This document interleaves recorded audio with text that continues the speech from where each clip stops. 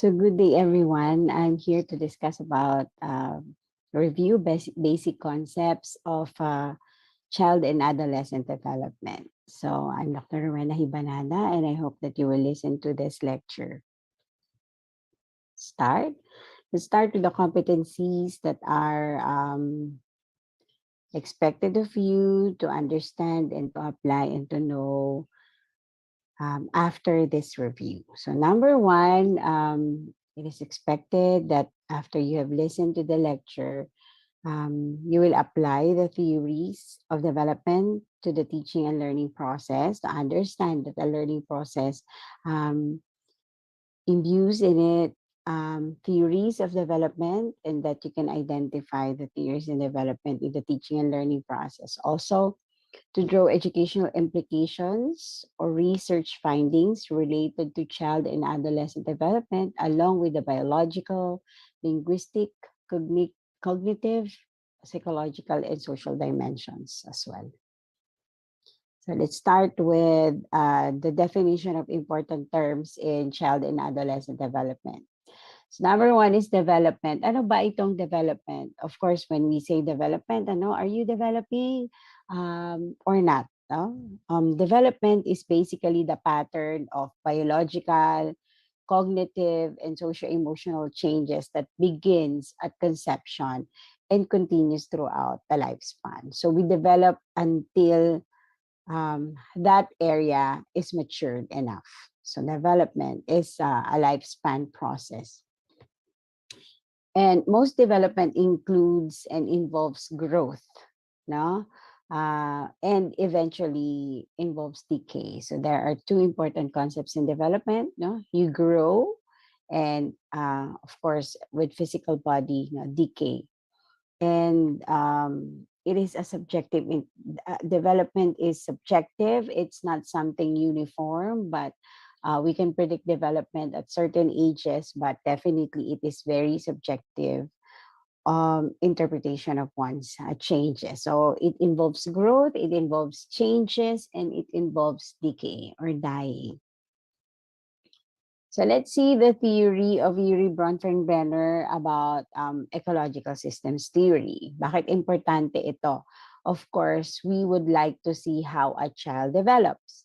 So Yuri Bronfenbrenner's theory of development, in which the process of development is a joint function of the person, no, and the environment. So basically, the person is influenced by the different levels of environment that one lives with or around with.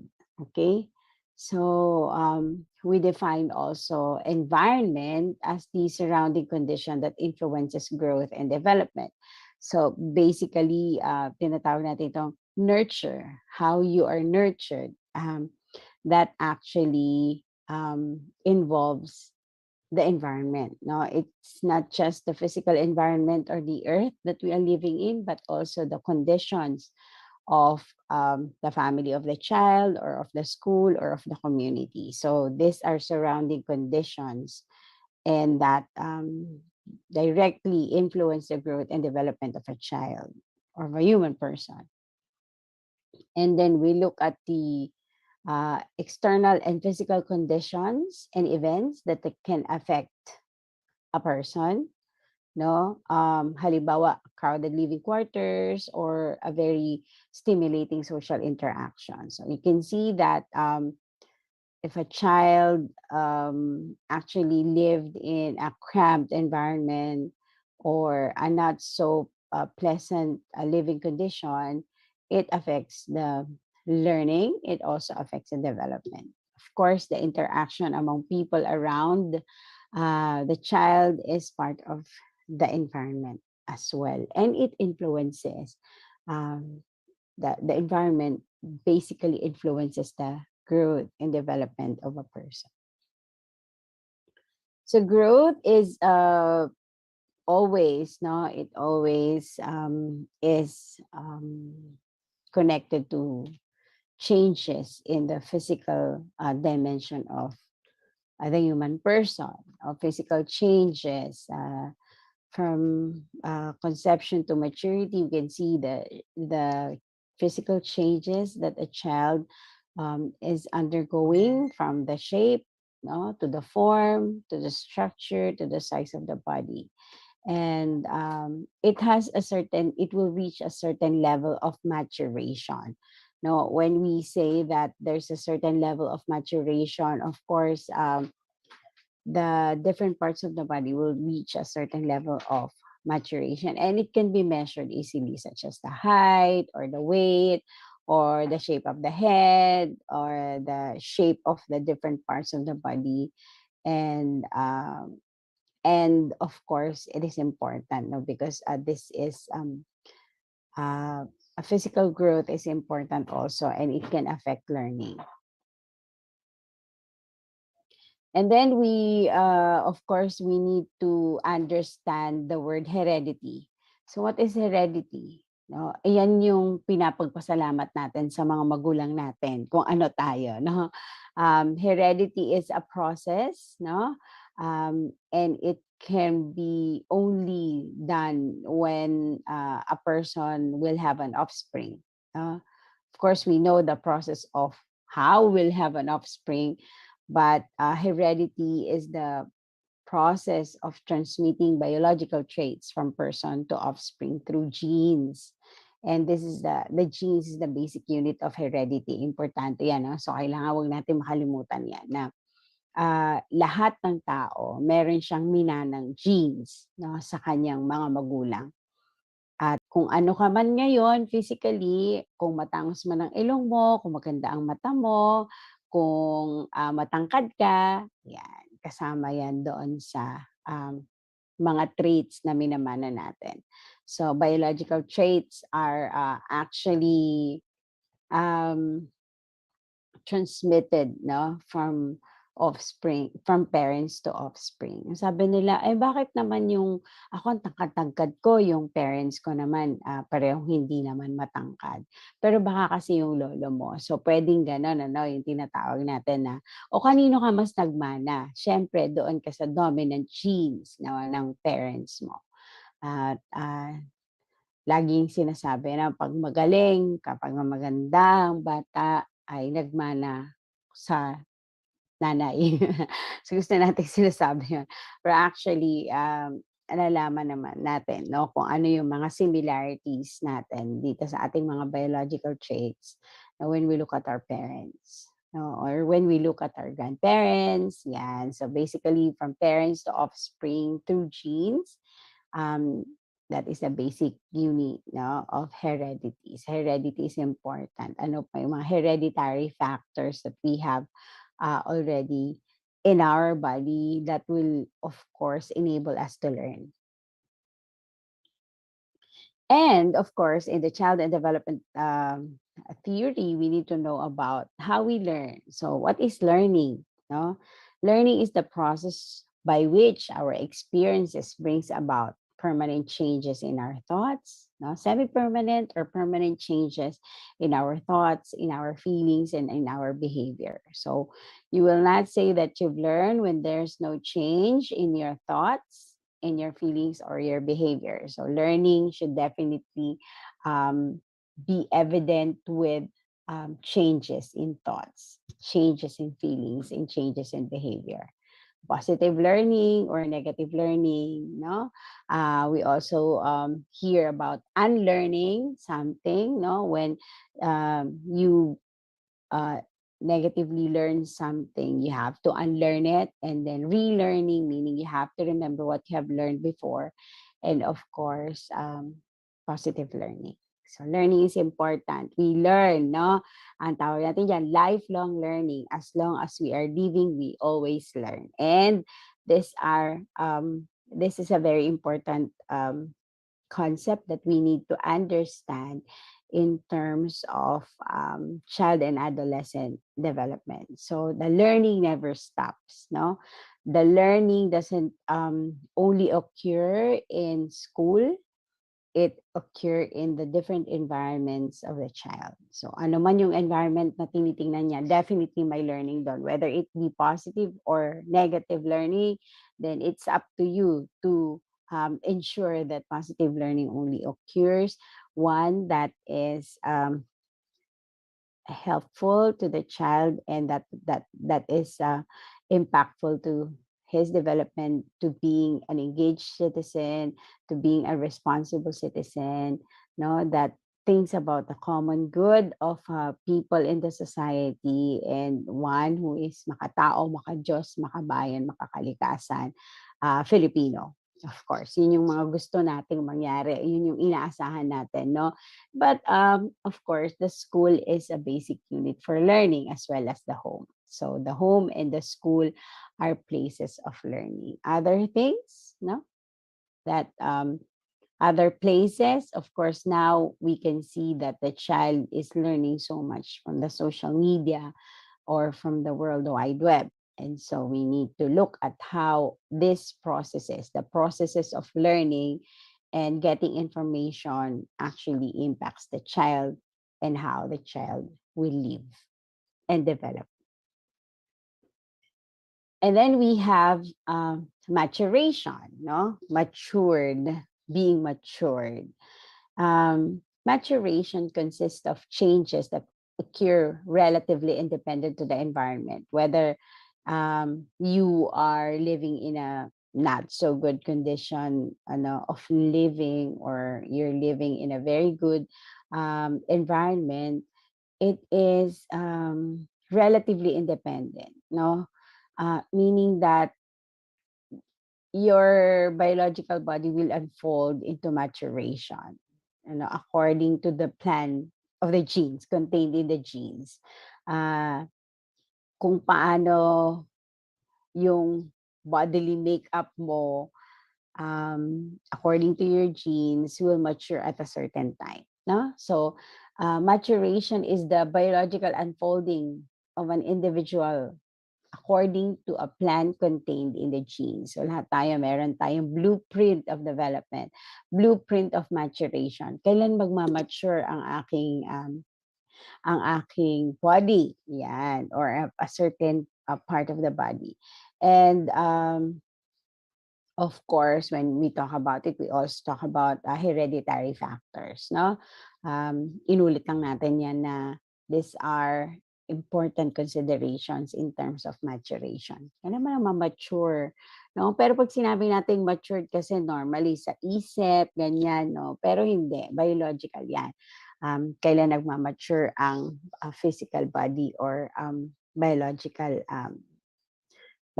system ng body ng isang tao. Okay? So, ngayon naman punta tayo sa mga theories of child and adolescent development. Pag sinasabi nating theory, of course, these are all ideas based on research and observations and other kinds of evidences which are organized in a systematic manner. Theory is not a fact, no? But it can explain different phenomena. No? A certain phenomenon. So gusto natin na explain natin yung mga bagay-bagay according to research and according to how specialists would observe, and say something about that certain phenomenon. Definitely the child and development theories are impacting how we are teaching, and these theories are definitely worth to understand, no? Worth understanding. So we'll talk about these theories as well. So now let's go to the socio-historic cognitive linguistic theory by Vygotsky. No? Lev S. Vygotsky believed that the child is socially dependent at the beginning of his cognitive life. So we'll be talking about cognitive development. So, ano yung cognitive? Alam natin yan, no? Something that goes inside this skull, no? The cognitive development. And he believed that the child, is socially dependent to people around him, to people around them. The children are socially dependent to the people around them. And development is concerned as dependent on social interaction. That's why if you I have heard about the story of the child of Aveyron, no, whom was found in a forest and has not been interacting with any person at all, no, was affected by that loss of interaction. So he cannot speak, um, and he has delayed development. No, si Victor, no, he was called Victor by the one who found him. And so we say that during the early years of the child's life, it is important that he or she will experience the kind of social interaction that will help him or her develop socially, no, and develop the cognitive linguistic capacity. Yeah. And so that environment is called zone of proximal development. This is the zone of the child, zone where the child maximizes the development. And how is it being done? Of course, you provide the child with, the child should be provided with people who will care, with people who will help or assist um, him or her in the development, who will assess their development as well, and will provide the necessary interaction so that the child will acquire skills and information, no? So that the child will develop. So the zone of proximal development is important for the child. So nasaan yung zone of proximal development ng isang bata? Ako, I would say that it is still in the context, no, in the Filipinos, in the context of the family. And our family is so much extended that the child um,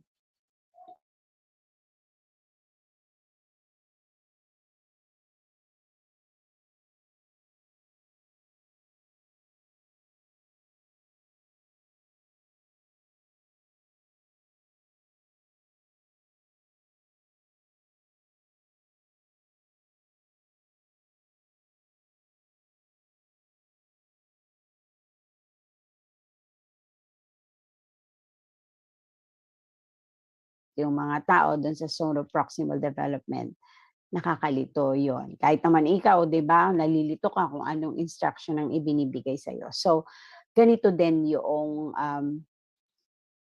development ng isang bata, no? Cognitive and linguistics. Okay? In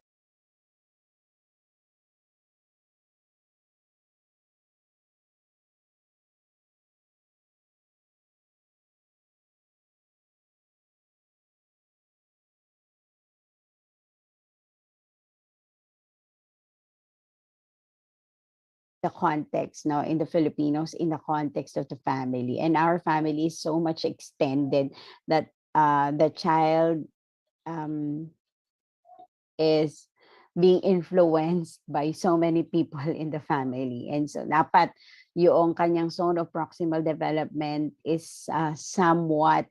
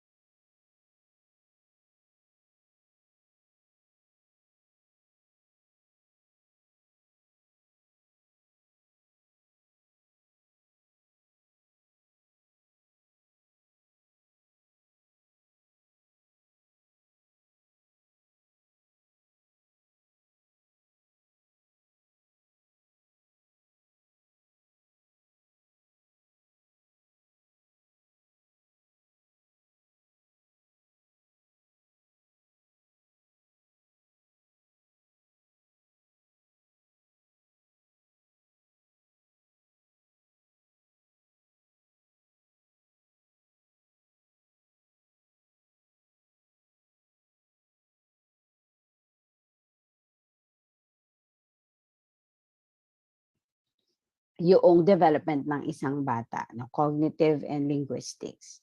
Okay, so it is given by, of course, a caring adult and or assistant from other caring adult as well.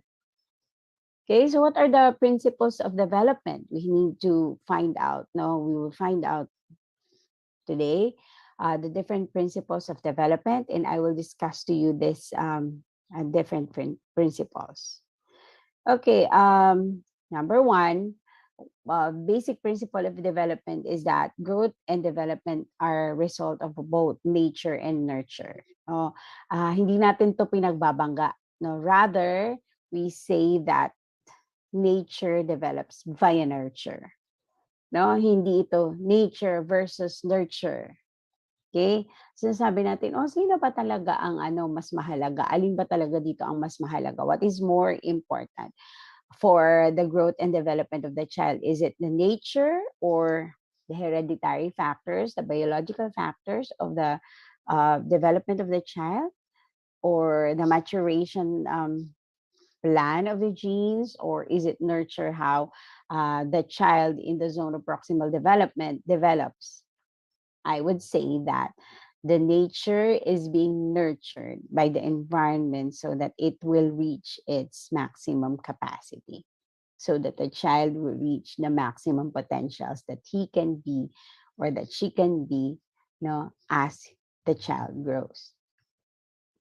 So growth and development is influenced by a combination of genetic, biological, environmental, and experiential factors. No, yung genetic natin, genetic and biological characteristics natin, but also our environment, no, and our interaction experiences. These are important for growth and development. One's development may impede if there are negative interventions that are happening in terms of genetic and biological growth. Also, if the environment doesn't support the growth and development of the person. So, nakakaroon tayo ng mga developmental delays. Yan. Genetically speaking, no, meron ding na developmental delays. And also, in terms of the environment, can also influence developmental delays. And then the second principle of development is that development is placed across several interconnected domains. There are different domains that where we develop, no, but they are linked with each other. But they may not be parallel in terms of development, no, such as language and physical development, or vice versa. There are different kinds of cognitive development, social development, or moral development. These are different domains, but they are linked with each other, but may not be parallel across domains. So basically, these are different domains with different growth and development patterns, but also they are interconnected with each other. Number 3 principle is that it is progressive over time. So as we grow old, no, we follow a sequence. No, may sequence ang development. Progressive. When we say progressive, paganda ng paganda. Kaya tingnan nyo ikaw. Tingnan mo. Pagwapo ng pagwapo. Paganda ng paganda habang tumatanda ka. Pag mo sabihin sa akin, ma'am, baliktad. Hindi yan totoo. Dapat as you grow older, you become better. No? As one person grows, progressive over time.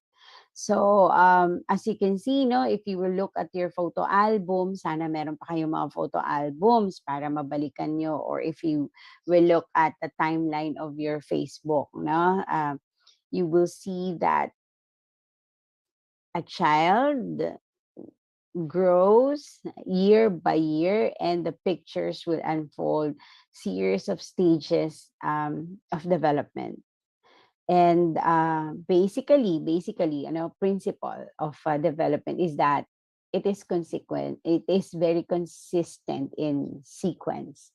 But and because of individual differences, because of our individual genes, because we are um, different from each other, varied, and we are diverse, no, we may develop in a unique way, but the sequence of development is consistent for all individuals. So merong uniform pattern kung kailan yan nag-iiba-iba individually because of our individual genes. Yan yung parang amazing part of our being a human person, amazing part of how we are created and how we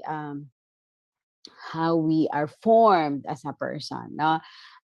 Such amazing things that we can know about ourselves and about other people as well. But even though we develop in unique ways, the sequence of development is progressive and sequential. Okay? So tandaan natin yan na consistent for all individuals, but um, different also in a unique way. Yeah. And then fourth principle, individuals' development does not always proceed evenly or at the same rate. My development is definitely different from even from my twins. Even twins develop at different speed or different rate. Okay? So there are some degree of variation around what is considered as normal for an individual to complete a developmental task, but it still should be considered within the normal. So meron talagang normal pattern, but as I've said earlier, no, individual development doesn't always proceed evenly at the same rate. So halimbawa, nasa isang classroom ka, hindi mo sasabihin na uniform ang development ng lahat ng bata. So you will see some developmental patterns, no? But each child, no, has a different rate of development. And you cannot if you are a learner centered teacher, you cannot just close your eyes and just teach, no. uh, you need to look at how the children in your classroom are developing individually so that you may give them the proper education and the proper pedagogies that they can actually enjoy with you, no, as you teach. So importante yon, no. And a profiling of student in the classroom, of the students in the classroom, will be a helpful guide. That's why tinutulungan tayo ng mga school nurses, tinutulungan tayo ng ating mga non-teaching personnel to look at their growth, get their weight, physical development, and then also the guidance teacher or the guidance counselor will look at their emotional development as well. And then as teachers, we look at their social development. So there are certain developmental tasks that we can actually make them do so that we can assess now if they are completing a developmental task expected of that within the normal range of development. Fifth principle is that for most individuals, growth and development occur within a family or family-like contexts. So children of the same parents, no, figures uh, almost the same. And of course, parental figures, parents' involvement, no, are primary concern of this principle, no. Thus, the parent figures are the ones who are primarily responsible for seeing that the child has the needed support for development and is protected from conditions that would impede development. So our family is the first context of development. The families of the children are the first thing that you will look upon, no, when there are development delays. We need to ask the parents what are happening, what are the context of the family, and so we can provide the necessary intervention so that the child will develop, no, at the same almost the same rate as with their classmates. And having caring parent figures, or having parent or adult care is very important for the child's development. So the context of the family is very important. This is a very important principle. That's why the basic unit of the society is family, because that's where we grow as a person, and family is important. So pag sinabi nating pamilya dito, hindi lang naman yung tatay at nanay, the caring individuals around the child, na the zone of proximal development, as I may say, from the theory of Bronfenbrenner and Vygotsky. And then number 6, the sixth principle is that there are certain things that undermine the development of the child, no, in the psychosocial domain, in the moral domain, in the physical domain, in the linguistic and cognitive domain. No, basically these are different kinds of abuses, neglect, and poor parenting. They This can severely affect the development of the child. No, yung physical, yung failure to thrive, you can see it, malnutrition, failure, of course, aside from malnutrition, being underweight, and delayed development may sometimes, be an impact of neglect and poor parenting. So the effects of maltreatment on development of the child results complex interaction of factors, including um, the severity of maltreatment, the developmental stages of the child, the physical and psychological constitution of the child, how the child physically developed and psychologically developed, and the interpersonal capacity of the child. We need to mitigate this risk. So we see that there are children at risk in our classroom in terms of delayed development, and there are certain reasons. So we need to know, as teachers, we need to know the reason why these children are underdeveloped, no, are not developing. Maybe there are abuses happening, or maybe neglect and poor parenting. Teka lang, responsibilidad ba ito ng mga teachers? Tinitingnan natin yon, because we are in the principle of loco parentis, that when the child is in our care, we need to see that we need to ensure that they are developing in their maximum potential. Now, anong gagawin? Of course, we need to talk with the parents, and we need to assist the parents as well, because we are part also of the zone of proximal development of the child, especially in the younger years, na yung mga preschool, yan, grade 1. But of course, until 12th grade, importante, nakikita natin yan, because 18 years old and below, we call them children. The child is still a child and needs an adult to care for them. Okay, so what are the basic issues of human development? The basic issue is that we have assumptions about our nature, the humanity, that because of the original sin, it was spiritually speaking, or according to the teachings of the church, we inherently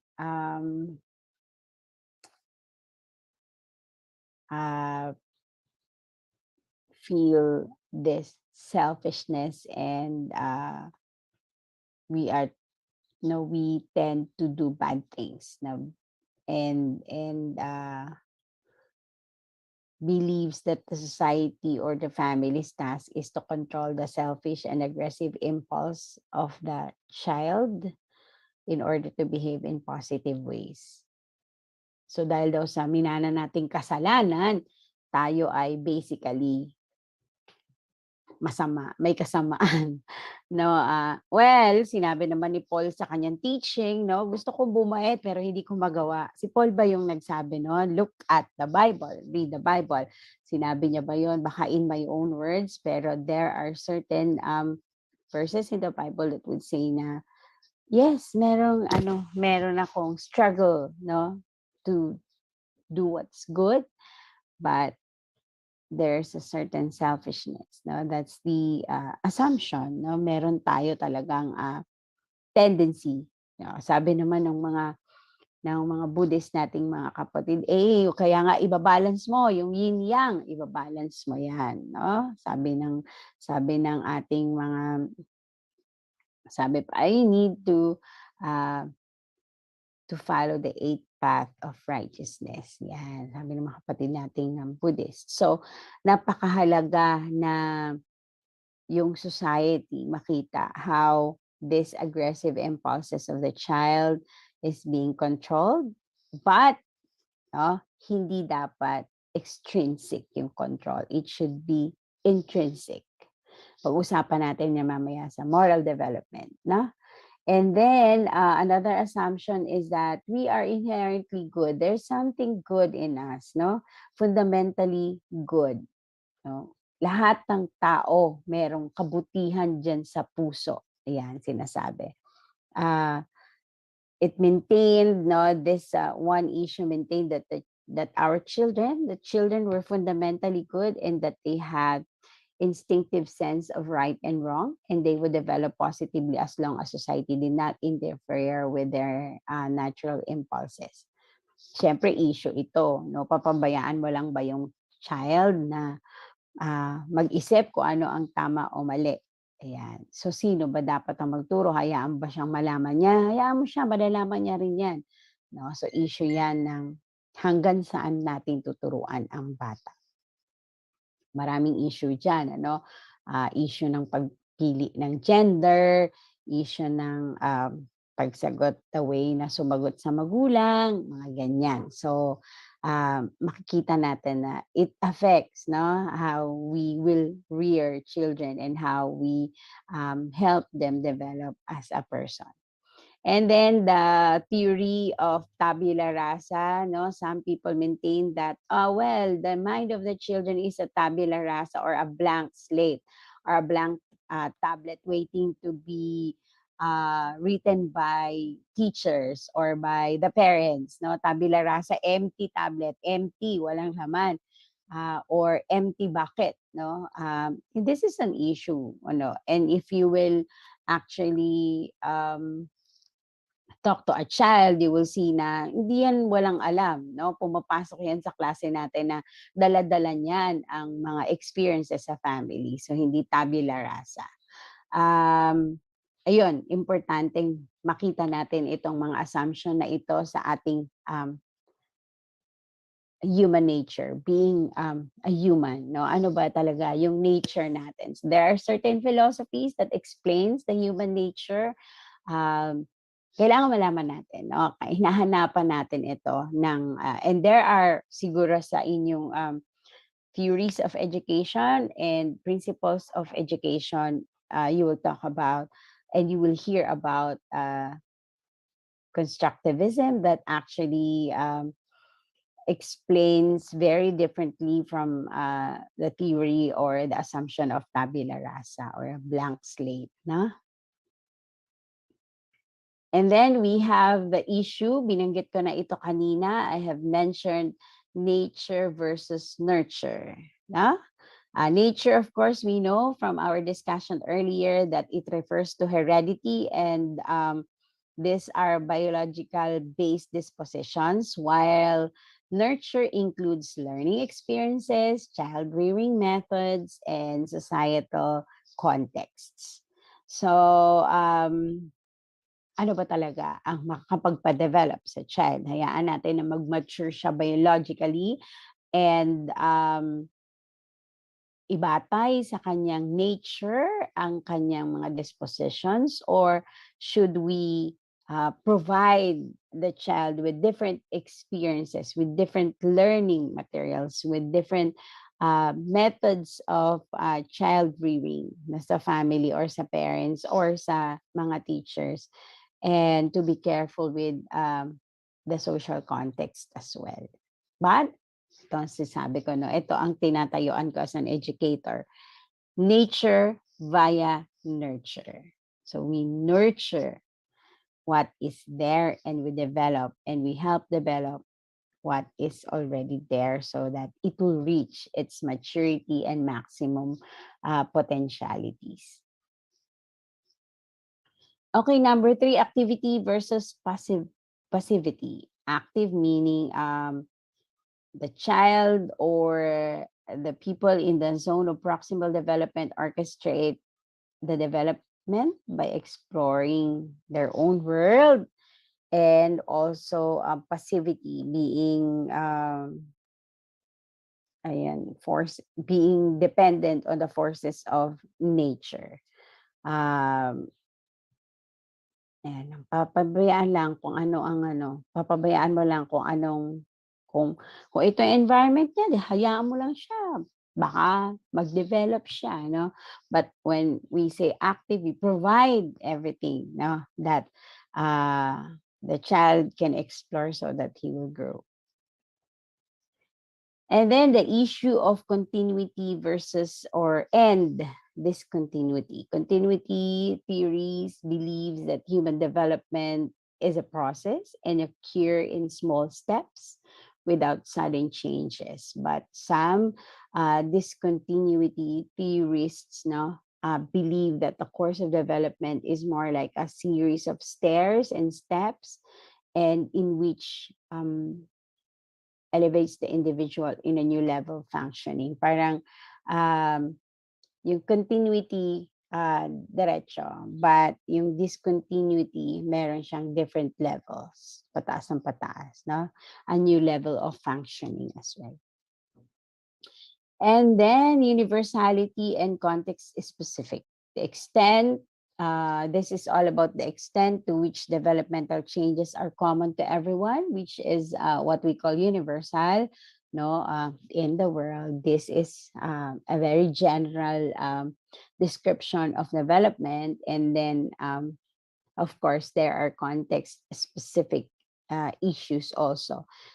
When the patterns of development and development characteristics differs from one person to another person, and it depends on the contexts or environment that they are living in. Okay? So, nalaman na natin yung mga issues, no? And basic concepts in human development and child and adolescent development. This time, I will introduce to you the principles of human development and lifespan perspective. So the principles of human development and lifespan perspectives, these are very important considerations in teaching students. We see lifespan perspectives such as development. The development of a person is a lifelong process. It doesn't stop. Learning never stops. No, as long as you are living, lifelong. Kaya nga man tayong tinatawag na lifelong learning. No, it doesn't end in schooling. Wherever you are, you still develop as a person. And then we have a lifespan perspective that development is multi-directional. Sinabi natin kanina, there are certain directions or dimensions that we can look at how the child is developing. And then we have that the development is always, it always involves both gains and loss. There are gains and there are loss. And if we have a learning loss, then we get up, get back up, and learn, relearn. And then development is characterized by lifelong plasticity. Ano ba yung ibig sabihin ng plasticity in the development? Certain flexibility. And then it is shaped by contexts, historically speaking, culturally speaking. And then development is it is multiply influence by people. Ang daming nag-influence sa'yo. So it requires multiple discipline as well. Okay, so we look at the sequence of development, and then we look at environmental directions, and we look at the universal patterns and global patterns and its implication to education, such as a development sequence, the physical, motor, mental, social, emotional development takes place in certain orders, and but varies from one individual to another. And so the child in the school must acquire skills necessary to develop other skills as well. So that's what we're going to do in the school in order to help them maximize their growth and development sequences. And then we look at the universality of patterns of behavior. So there are global patterns of behavior, but there are also smaller ones, smaller patterns of behavior. And so we always remember that not all children in the classroom have the same rate of development. Lagi natin tatandaan na hindi pareho si Juan at si Pedro. Magkaiba silang bata, and there's no one size fits all education. No, if you are a good teacher and you want to be a good teacher, you need to be learner centered. And just to tell you, our educational system in the Philippines is focused on the learner. We have a learner-centered educational system. And so we always consider the development of the individual child. No? Importante na binibigyan natin ng magandang consideration ang bawat individual child, ang bawat isang bata sa loob ng classroom. Hindi ito generic teaching. We cannot do generic teaching, and we need to see that different children have different rates of development, and so we will provide them with different tasks that are applicable to their own growth. And then the growth and size and development of motor control takes place in a head to tail direction. So the development of the child, the proximal development of the child is from the head to tail, or the from the bodily parts now. And it should be considered to assure satisfactorily satisfaction in the development of the children. What else? We can use different available resources in the school, and when we say that we want to help sustain the interest of the child, we should be able to know their enthusiasm and interest and give the possible support that they need. Okay, what else? Meron bang certain critical moment in the development of the child? No, theorists in education would say that the early development is very critical in the life of a person. So the stages of infancy until childhood is important and critical in the development of a human person. No? And then we have growth that builds upon the organism that is transforming but preserving some continuity. Meron tayong potentials that we discover, but also we keep building other traits that we already have. Yung mga traits na we already developed, but we build on and add on to this developed traits.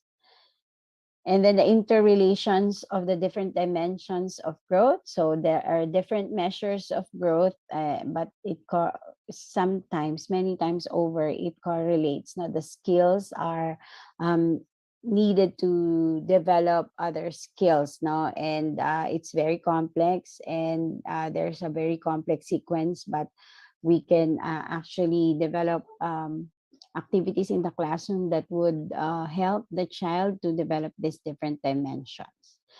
Okay, of course, we have differences, no, issues, individual issues in the rate of development, and we need to refrain from comparing our students. We cannot compare. That's really the least thing that you will do in the classroom. Do not compare your students, no, to each other. Or even if you have children, do not compare your children to each other, because they are all individually special, different, and precious. Yeah. So what are the processes and periods of development of a child and adolescent? Let's see. So these are patterns, these are complex, and these are products of several processes such as cognitive, biological or physical, and social emotional processes. Okay, so we look at the biological processes. It involves changes in the body of the child. Basically, for the end time, I will again emphasize that the generic and genetic inheritance plays a large part of the biological processes.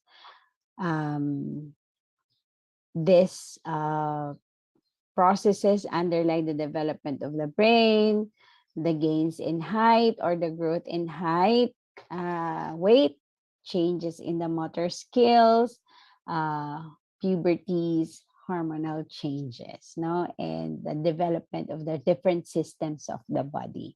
So these are all biological processes. It pertains to important processes that are needed, no, to mature in order for the child to be healthy as well.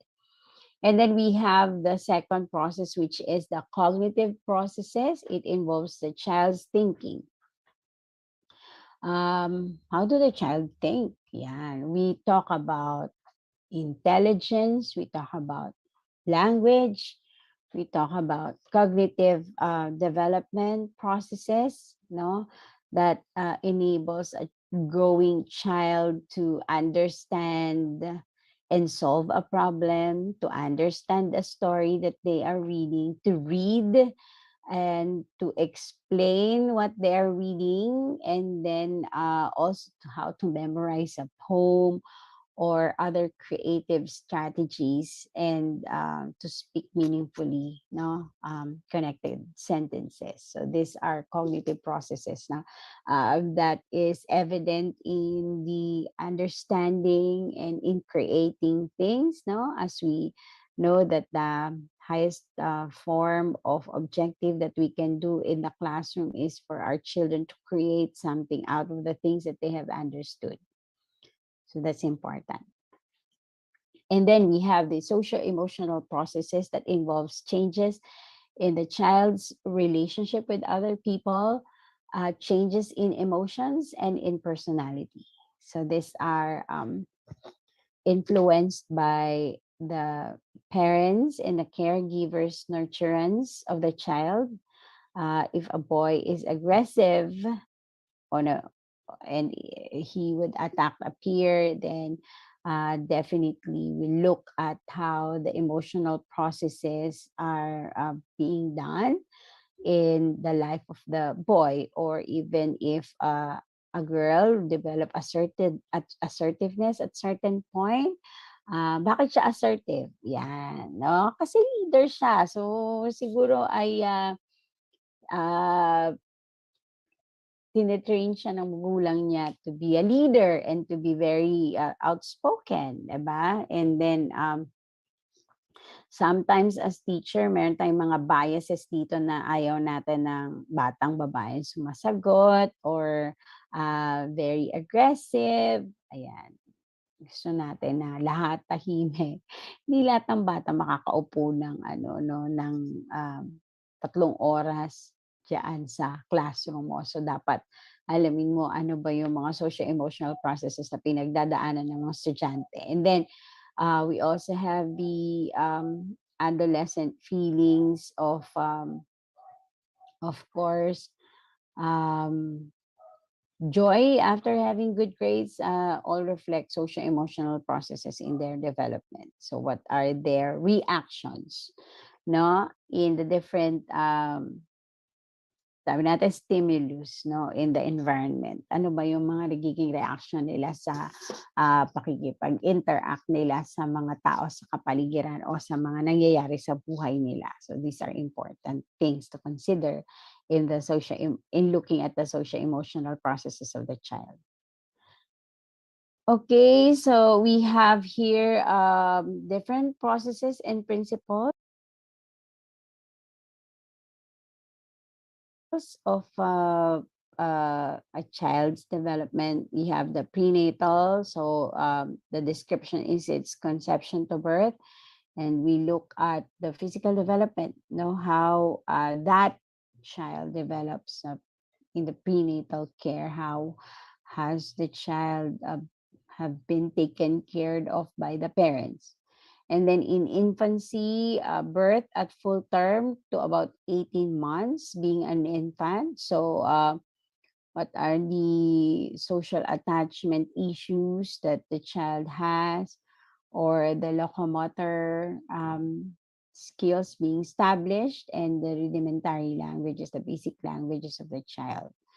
And then in early childhood, about 18 months to 6 years, we look at how language is established, and the sex typing, no, knowing if she's a boy or a girl, physical in nature, and then looking at the group play that will end in readiness for schooling. So dapat by 5 years of age, the child is excited to go to school, no, and ready to go to school. What are the different readiness factors that we need to see for to say that the child is actually ready for school? Then we have the late childhood, about 6 years old to 13 years old. There are many cognitive processes that involve in this stage, and so they are preparing to become adult. So we look at them as growing individuals. And then we have the adolescence that begins with puberty and ends in maturity. So we expect them to get the highest level of cognition and cognitive development, independence from parents, and of course, responsible sexual relationships. Young adulthood, we look at about 20 years old to 45 years old, no, looking at the skills on career and family development. And then, like me, no, in the midlife, we look at the career at its highest point, but also self-assessment and looking at retirement. And those who have retired are considered in the late life. So as they enjoy family achievement, they are also what we call in the exit stage of life, looking at how they are looking at life, and they can be mentored. They can mentor others as well. So, what are the stages of the human development? We will discuss this on the second part of the lecture. Meanwhile, you can have a tea break as well, or a water break, or a health break. Thank you.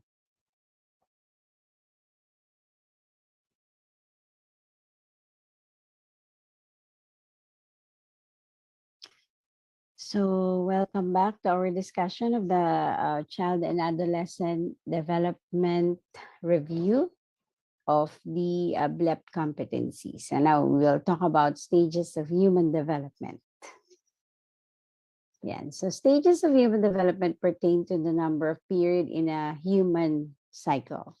Now, in a human life cycle, although the focus of discussion is of individuals that are in school, child and adolescent, but there are brief descriptions that belongs to other stages of development here. Now we'll discuss about adulthood, early adulthood, and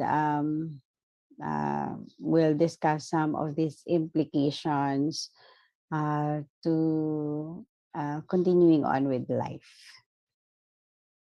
So we'll talk about the prenatal stage from the conception to birth. So this period is considered the most, if not the most important period of the other all periods in the lifespan of a person, because this is where life begins. And the person's life begins at the conception. And prenatal begins at conception and ends at birth, approximately 280 days in length, or we call it 9 calendar months, or we even call it 42 weeks. No?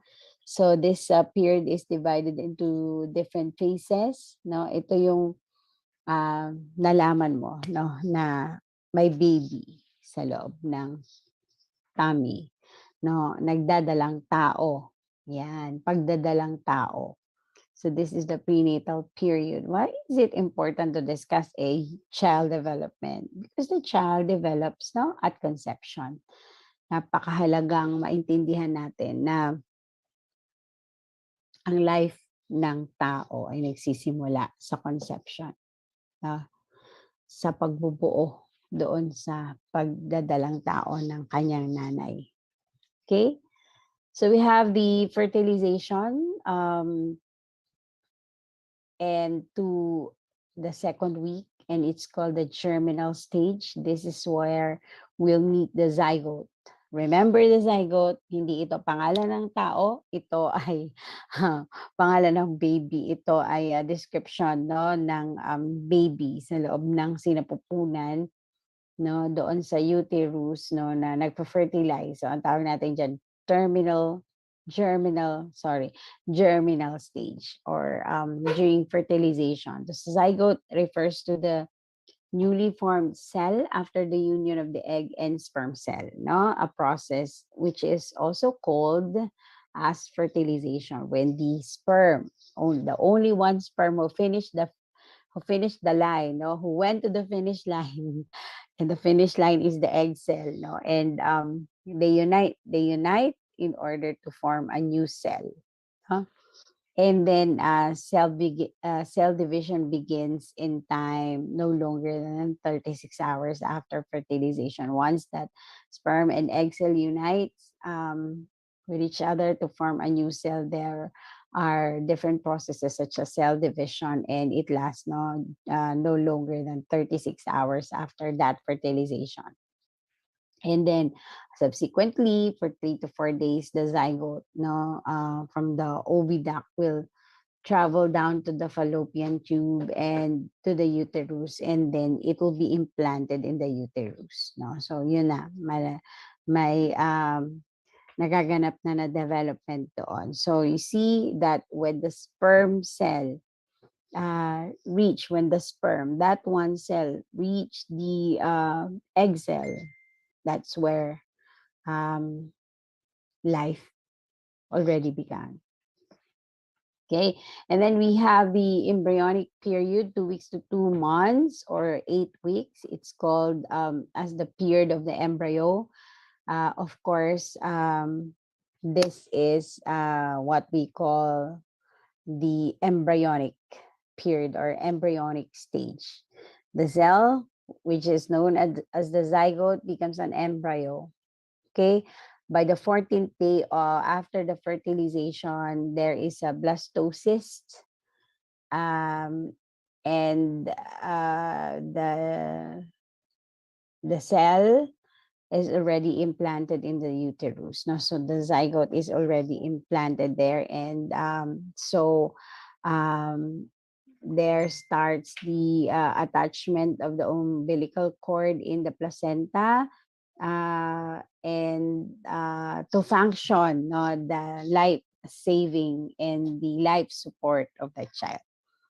This period is also considered as the most critical stage or period for the reason that the embryo is most vulnerable to damage and defect. So after 2 weeks, no, it's definitely where the mother should be careful enough to um, let this embryo attached, no, with the umbilical cord and the placenta. Okay. And then we have the fetal period, 8 weeks to birth. It's also called the period of the fetus. The embryo before, from zygote to embryo to fetus. So the fetal stage begin with the formation of the first bone cells. Various organs will grow and to its functionality and take appearance now in the human body. The fetus will have uh, different parts of the body and can kick and can manipulate extremities, the upper and lower extremities. It can open its mouth, it can frown and turn its head, and as well as take a few breaths by the end of the third month. So during the third month or the 8th week, no, there are different development that starts now in the fetus. Okay, we have the second stage of development, the infancy stage. No, of course, by the way, no, so natapos na natin, no, then we go to conception, no, tapos na siya, develop na siya, and then after 9 months, the baby is ready to be delivered, basically via normal delivery or by cesarean. Nevertheless, no, women who goes through childbirth are heroes, and we salute our parents and our mothers, especially because of this 9 months of child bearing. Uh, I wouldn't call it suffering because this is a gift now and an opportunity to actually carry life in the body. That there is someone living, residing for 9 months in the body of the parents. I am also a mother of 3 kids. And so I carried in my stomach, in my uterus, 3 children at different stage in my life. Okay, we now go to the second stage, which is infancy. So infancy is from birth to 2 weeks of life. Infancy is the stage where it started during the birth, no? Whether cesarean or normal delivery. So it is the transition period between the birth and the first 2 weeks of life, no? And it's the shortest of all developmental period. Such the word infant suggests that extreme helplessness in the life of the child. Basically, the child is outside the body of the mother, but it is a period of being dependent to the mother. And because the umbilical cord has been cut and has been tied, and so this period of a neonate, no, is characterized by adjustments, and that the umbilical cord is tied already, and at the second week of the postnatal life, it's also called postnatal because the child is already um, uh, uh, the mother has already given birth to the infant. And then we have from second week to second year of life. No, week 2 to year 2, we have the babyhood. And this is the most exciting part. Well, every stage is actually exciting.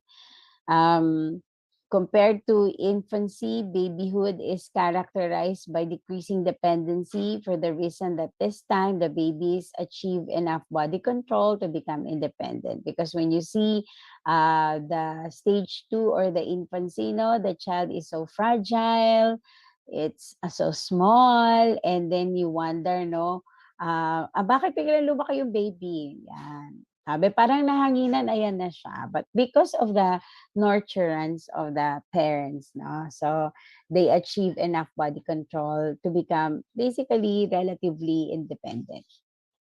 So there are developmental tasks that the babyhood characterize, no? That the baby should do, like learning to walk, learning to eat or to take solid foods. Ayan, functioning organs in elimination of waste in the body, such as, of course, to urinate, no, bowel movements, yan. But these are not yet really fully controlled. So, this is where the challenge of potty training normally occurs. And then achieving reasonable psychological stability, no? Um, Especially during their hunger or sleep time or relating to parents and siblings and learning the foundations of speech. This is where the child actually learns how to speak. Yan, no? Second week to second year of life. And then stages of human development, the early childhood stage, year 2 to 6 years of life. This is where the child names everything that they see. Na? They also see that, some see that this is the troublesome age, but I don't see it. This is such a very aggressive period of development stage. This also the play age, no? The preschool age, yeah, the exploratory age and the questioning age, no? Where you will receive a lot of what is that, a lot of why is that, why the endless whys, no, of a 4-year-old or a 2-year-old, as long as they can already communicate with the caring adult or the parents, they start to ask, why is that? Why is that? Why?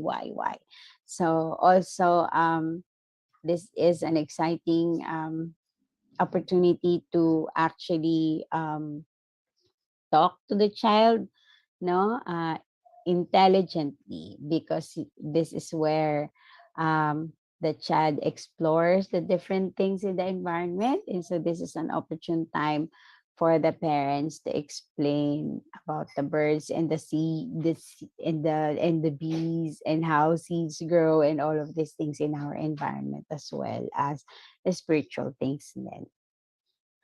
And then we have also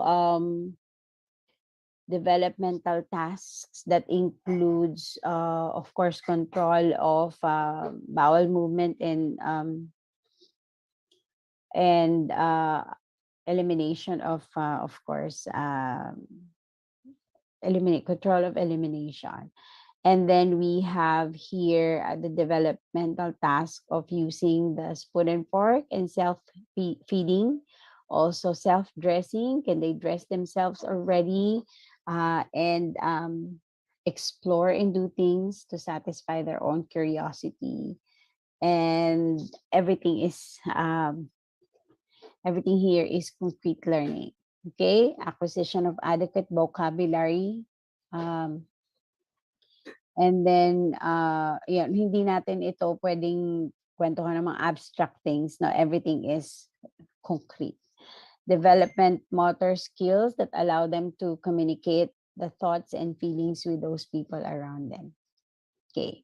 The late childhood stage, no, is a period for learning the basic skills in life. It coincides with child's elementary school years, such as grade 1 and graduating at age 12 in the elementary. And we see that this is a critical period of achievement of intrinsic motivation as well. And they say this is the gang age where they would like to hang out um, with their peers, and also this is the age of conformity. Here, the physical growth is at a slow and relatively even rate. And so the most important consideration here is the promotion of health and nutrition among children of this. Sabi nila, nagkakaroon ng growth gap during these years. And so immunization is important during this period, and also um, proper nutrition and proper care, no, is important for them to realize, and for parents to actually provide them the needed support, no, in order for them to grow during these years of growth. And then we have the pre-adolescence or puberty stage, uh, pre-teens, maybe 13 or 14 years old. It derived from the Latin word pubertas, which means manhood, and which marks the beginning of adolescence. This is where we see growth spurt, na? Importante, maintindihan natin ano yung growth spurt. Oy, biglang lumaki. Yan, no? So there are rapid acceleration in height and in weight, and the secondary sex characteristics. Now, and it has three stages: the prepubescent, where the secondary sex characteristic begins their development, but their reproductive organs are not yet fully developed. And so we discourage children at this time getting pregnant because the reproductive organs are not fully developed.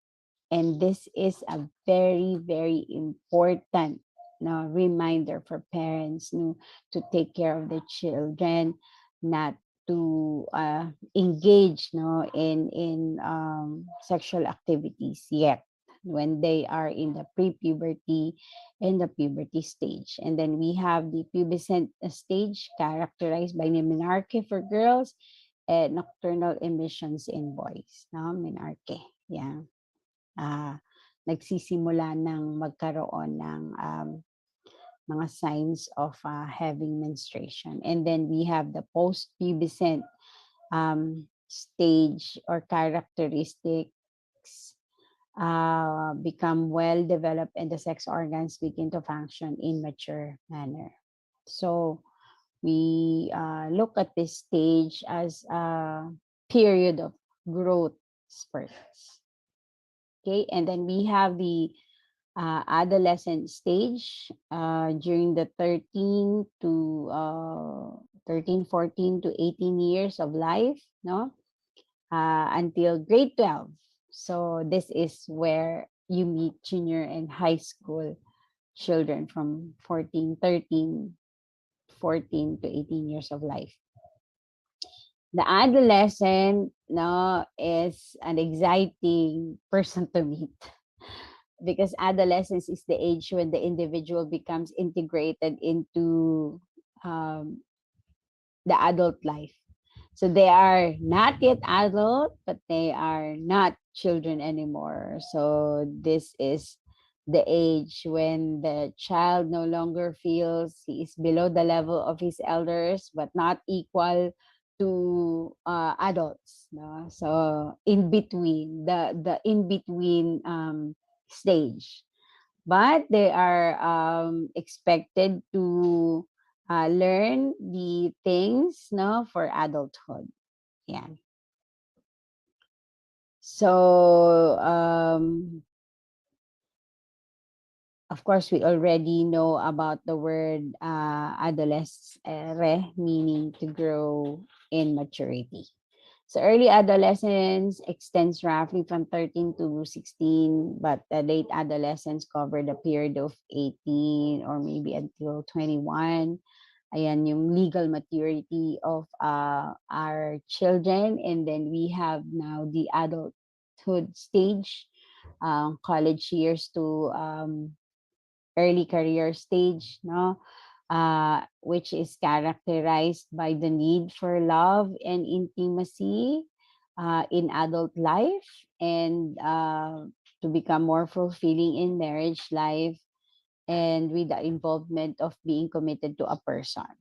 Okay, also the need for generativity through achievement, the need to achieve. Yan. But also there are problems and issues such as burnout, alienation, mental health problems in work. Yeah? This is where the time, the pressure of working actually haunts the adulthood stage. But important then look at the moral development. No, during this age is characterized by responsibility for the welfare of others. And so when kayo siguro no nakagraduate na kayo, so there are different things that you are planning to take care, how to take care of your parents as well, have a job, pass this blep so that you can actually look after your parents or have a stable job as well.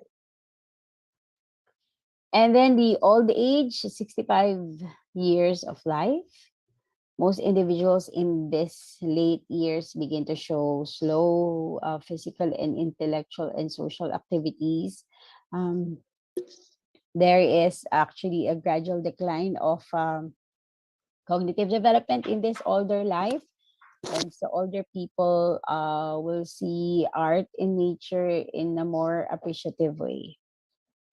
This is also the time of the adults to or those who are already in their 65 years of life to develop symptoms of senility or sometimes memory loss or other problems in the cognitive development, such as the dementia or lack or loss of intellectual functioning. In late adulthood, affiliation is more important than achievement needs. They're done with the having to achieve, no, with the need to have to achieve. So they are actually looking at how they can be more connected to their children and to their other retirees as well. So those are the different stages of the human development. And so, what are the implications of the different developments? So, these stages of development has important characteristics that a teacher must recognize and must consider in terms of thinking about the pedagogies and the classroom management that they will implement in the classroom. Okay. What about theories of development? We'll discuss theories of development, and these are very, very important discussion also. So we look at Freud's psychosexual development, or we call it commonly known as psychoanalytical theory, where there are concepts of the personality and the conceptualization of personality that has three parts: the id, the ego, and the superego. So we look at the different stages, such as the stage of the oral, and the stage of the anal, the stage of phallic, and the stage of latency, and genital stage. Okay, so what are the educational implication of this? Of course, we look at if we are going to teach children from birth to 1 year old. We look at how the primary needs of security and, of course, support for life is important for these children. They are seeking gratification definitely by their mouth. So the major conflict here is how to wean, no, from the breastfeeding or maybe from the milk feeding in the bottle. And then we have the anal stage where uh, the conflict, the source of conflict is how to potty train or toilet train the child. It is important that at the years 1.5 to 3 years old that the child is already potty trained, because they will definitely have a hard time um, in school if they are not potty trained. So ang dami ngayon ano, malalaki na naka-diaper pa. So as parents also need to look at how they are able to train children to control their elimination of bodily waste. And then we have the 4 to 6 years old. We have the Oedipus and Electra complex. No, being aware of their genitals. And then we have the period of latency where the energy is directed to physical and intellectual activities as well. And they develop a relationship with the peers of the same sex. And then we have the um, puberty onwards, that activities are directed to sexual maturity and function of the development skills and coping with environment until adulthood. And then the second theory is the Erikson stages of psychosocial development. In this theory, Erikson not only put the sexual aggressive impulses in the discussion, but put it in the larger context, such as formation of character, no, as a lifelong process and a lifelong work. So during the infancy, um, what are the issues during this time? No, trust and mistrust. And then the values, no, or the virtues that should be that the we should be focusing on is the learning to trust others or faith. And then we have our belief. Then we have the early childhood. The issue here is autonomy versus shame and doubt. And so the focus of teaching should be self control, no, without losing self esteem, the ability to cooperate and express oneself. No? And we'd like to look into how we control the defiance of the child and a positive discipline. Then we have the late childhood, 3 to 5 years old, no, which is characterized by initiative versus guilt. This is where the child becomes assertive of his own belief and his behavior, but he's also having the ability to evaluate his own behavior. And so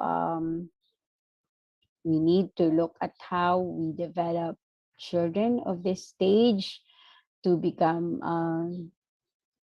more self-confident and to have a good evaluation of behavior, to do what's right. And then the school age, no, industry versus inferiority. This is where the action begins, no? Learning to create, to develop, to manipulate, developing sense of competence via perseverance.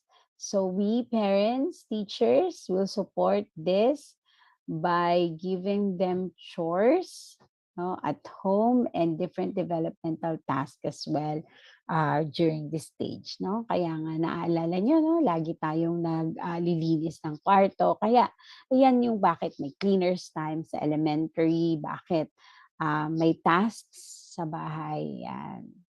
Yan. So, this is also the time where they develop their agency to communicate with peers. And so we need to look at how they can strengthen their self-esteem as well. And then at adolescence, we have the issue of identity versus role confusion. As we have mentioned earlier, they're not kids anymore. They're not children, but they are not yet adult. And so the the identity crisis begins at this early stage of adolescence.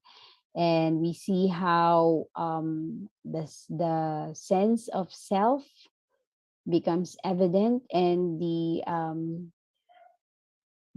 need for self actualization. They are seeking to find their identity.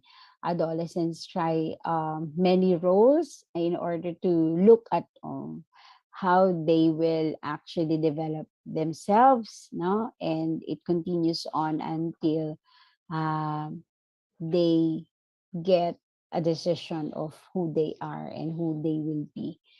Of course, as teachers and as caregivers or child carriers, we need to understand that this is the stage where there are feelings of indecisiveness and confusion and possible deviance or defiance. Um, but we want to support their quest for their own identity as well. No, how to do that? They say this is the toughest stage for teachers and parents as well. But if we guide them properly, they can grow into responsible adults as well. Then we have the young adults, where the issue is intimacy versus isolation. So here, intimate relationship with another person, issues of commitment to work and commitment to relationship is the center of concern. And so this is not a part of course, teaching a child and development, but we can discuss this our important choice, no? Career versus love life. Nandito ka ngayon siguro, no? Career versus love life.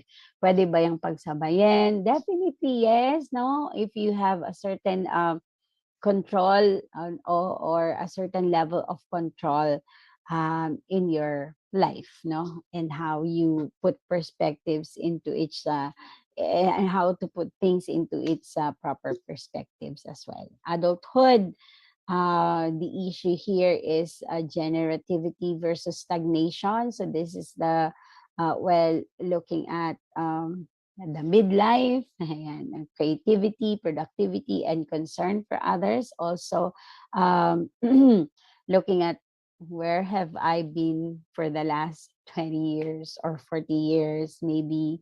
And then we have the last stage, which is the stage of maturity, where the issue here is integrity versus despair, and looking at how the older generation or the older people um, look at their worth and uniqueness in their own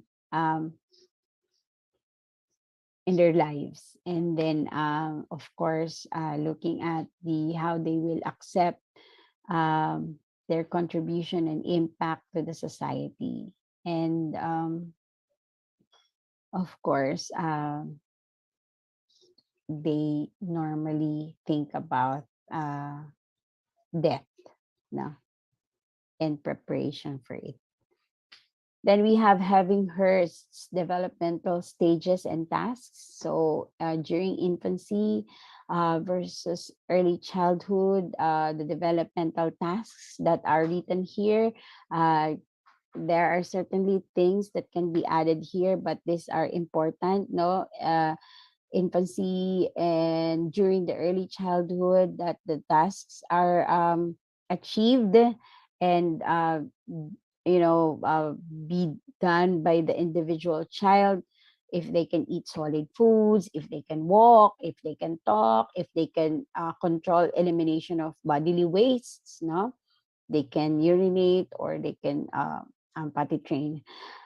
Root, rotate, relate emotionally with others, know how they relate with people around them, distinguishing right from wrong, development of conscience, of course, as learning about sex differences and sexual modesty, achieve personal independence, and identify, understand simple context, and concepts of social environment and physical reality. Then we have the middle childhood, where we focus on them achieving personal independence. No, they also learn physical skills required for games and required for simple tasks at home. We uh, we have to see that they can build healthy attitudes towards themselves selves, sorry, learn to socialize with other people, especially with their peers, learn appropriate roles, no, as man and woman, gain basic reading, writing, math skills, develop concepts for everyday living or tinatawag natin na life skills, of course, have a value system and develop positive attitudes towards social groups and institutions. In the adolescence period, the developmental tasks are establishing a more mature relationship with the same age individuals of both sexes or peers, their peers, achieve a feminine or masculine social role, accept their own physical body, of course, the acceptance of their genetic makeup, establish emotional independence from parents, provide assurance or economic independence. They will learn how they will become independent economically, prepare for an occupation or career, prepare for marriage and building of a family, acquire the skills to fulfill civic responsibilities and to show it, develop a set of values that will guide their behavior. In early adulthood, we see the developmental task of selecting a partner, learning to live with a partner, starting a family, managing a home, establishing a career or occupation, assuming civic responsibilities in the society, become a part of social group. For the middle adulthood, we look at fulfilling civic and social responsibilities, maintaining economic standard of living, assisting children to become responsible, happy adults, becoming good parents, relating to their partners, adjusting to physiological changes as well, and adjusting to their aging parents. Now, middle adulthood is such a handful. Ang daming ginagawa ng mga middle adults, no? Oftentimes, they're already in the executive and middle manager positions. And so they also uh, manage their people in work and also their children, plus their parents and other peers as well. And then later maturity, we look at the developmental task of adjusting to physiological changes and alteration in health status, no, retirement and altered income, adjusting to the death of a spouse, developing affiliation to their age group members, meeting civic and social responsibilities, and establishing living arrangements as well. Okay, Sullivan's interpersonal model of personality development. We look at the socio-emotional development of a child. We look at infancy, where the infant learns to rely on their caregivers to meet their needs, most especially their mothers. And then we have the childhood, where the child begins to learn immediate gratification and also to delay that this immediate gratification, to learn to wait actually.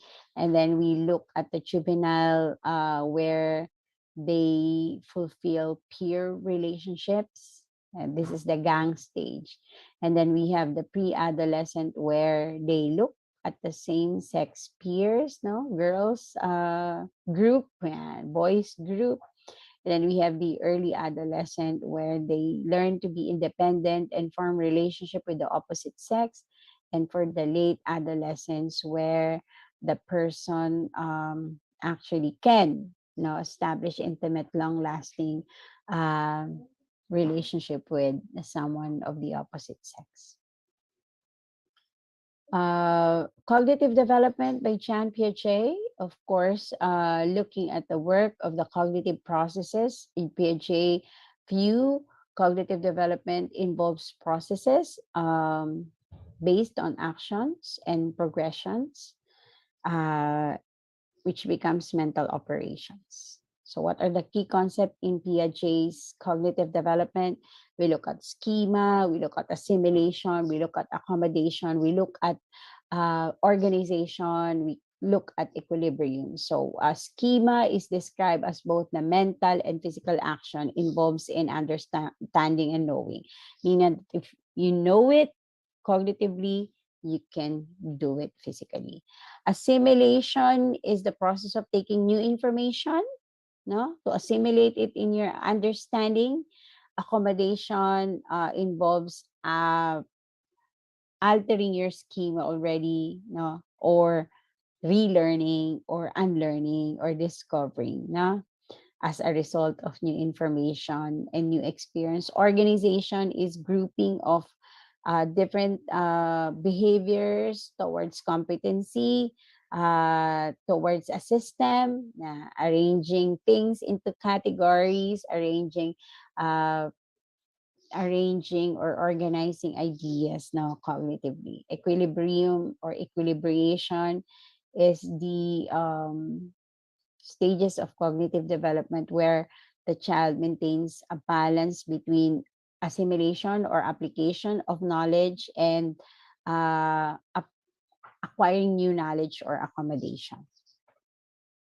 So, what are the phases of development? Of course, we look at birth to 1 month by the use of reflexes, and these are reflexive, cannot control. No, the child cannot control the body.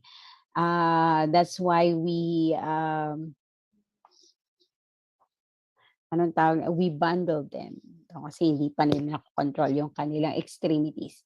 And then stage 2, 1 to 4 months, it's center around their own body. Yan, extension of the cell. Secondary circular reaction, no, external environment becomes interesting and they want to move during the 4 to 8 months. And then we look at the coordination of secondary schemata, looking at goal-directed activities. So sabi ng mommy, come here, come here. Yeah. Tertiary circular reaction where they can develop rituals or processes so that they develop their goals. And then stage 6, 18 to 24 months using their mental imagery to understand their environment. So we look at object permanence, no? That's why the peekaboo game is a very developmental game during this time. Or sa atin, bulaga. Yan. So they see object permanence. And then we have the pre-operational stage where the child actually begin or emerge their ability to think, also using symbolism such as images and language to represent their understanding of their different aspects of environment. So we have the preconceptual, yan, symbolism, yan, intuitive, and then the using the symbolic schemes.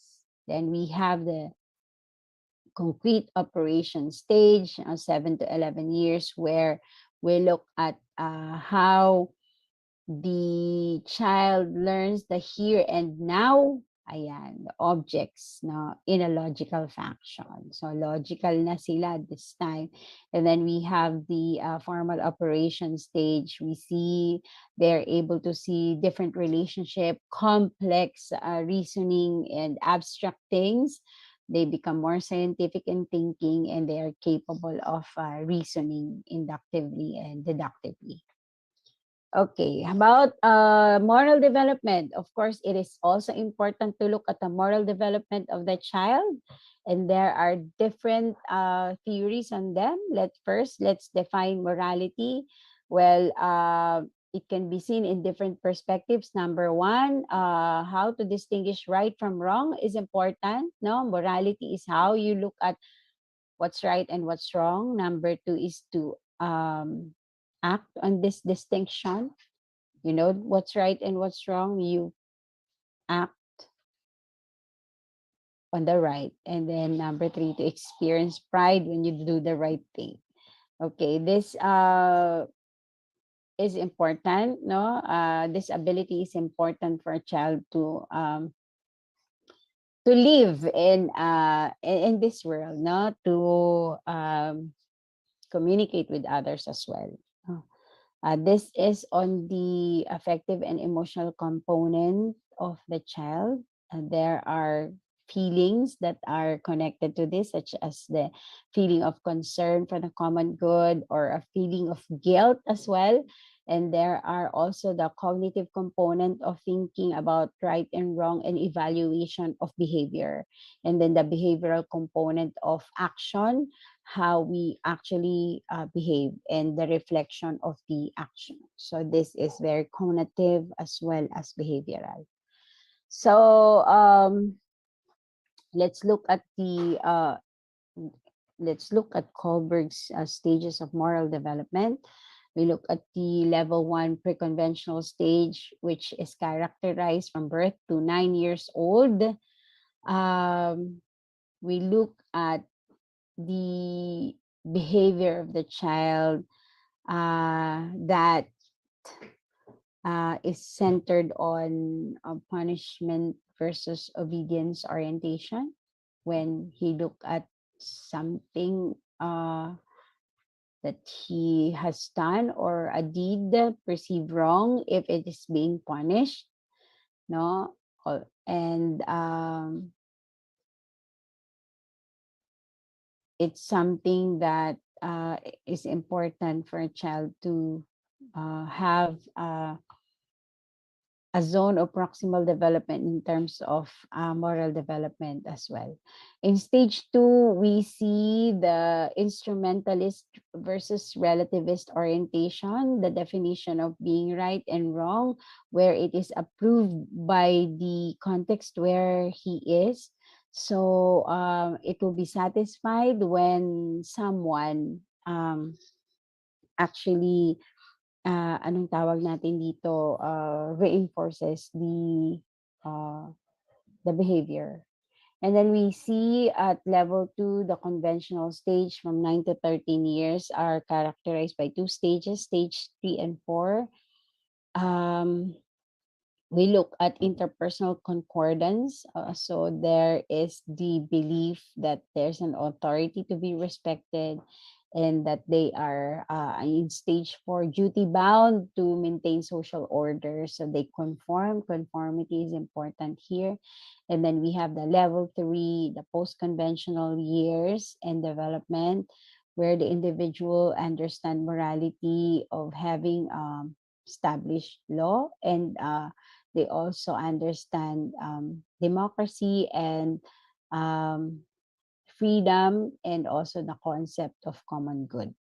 So we look at stage 5, or the social contract on orientation, that a deed is definitely wrong when it violates others' rights. And then the stage 6, we look at the universal ethics orientation, where we say that the person is already ethical because that person acts on his own conscience. But the Gilligan's theory of moral development is also characterized by three stages, and there are transitions. So, at level one, orientation of individual survival transition, we look at it is concentrated on the self, and so it is characterized by selfish dependence on others, but it will transition to selfishness from selfishness to responsibility, where the child makes a connection among others, and to see that they can make responsible choices for themselves and for other people as well. And then we have the stage two, um, level of goodness and self-sacrifice, where the child actually looks at how they can put their own needs aside, so that they can put the needs of others ahead of their own. And also they feel responsible for others, independent in thinking and in morality. They also can use guilt to manipulate others when attempting to help. Okay. And then we have the transition from goodness to truth. So it is actually decision based. Now it is intention and it is consequential, meaning that the person actually chooses to or intends to help others and to do good deeds, and being responsible for helping others as well. And then the last stage would be morality of nonviolence, where the person sees the self and others as equals and assume responsibility and accountability for their own decisions.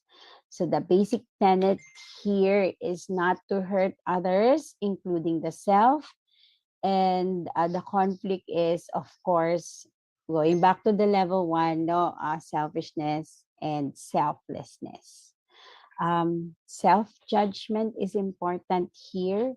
That is based on morality and conscience, no, and not on uh, consequences being given by others. And then we have Fowler's stages of faith. We have at pre-stage undifferentiated faith during the infant, because of course the infant shows trust, hope, and love, but also it competes about hunger, abandonment. No? During the stage, that's the pre-stage. During stage one, we have intuitive and projective faith among toddlers and preschoolers. They just imitate their parents' behavior or maybe their caregivers' behaviors and beliefs about religion and spirituality. During the school age, the child has mythical literal faith, and they already know about the existence of deity, according to Fowler, of course. And then we have the synthetic conventional faith during the adolescence, where there are questions. No, they question their own values and religious beliefs, and so this stage needs a lot of attention and needs a lot of guidance and mentoring. Then we have stage four, individual reflective faith during the late adolescence and young adult, where the person already assume responsibility of their own attitudes, spiritual attitudes, faith, and beliefs. And then we have both for the adult, the stage five, which is called conjunctive faith, where it integrates into their life choices. The faith is integrated into their own daily living. And then we have the universalizing of faith during the adulthood, and makes the concept of I am responsible for my own belief as well. So this is the stages of faith according to Fowler. And then we have yeah, cognitive development, where we already discussed earlier Vygotsky's theory of cognitive development. We assume here that learning precedes development.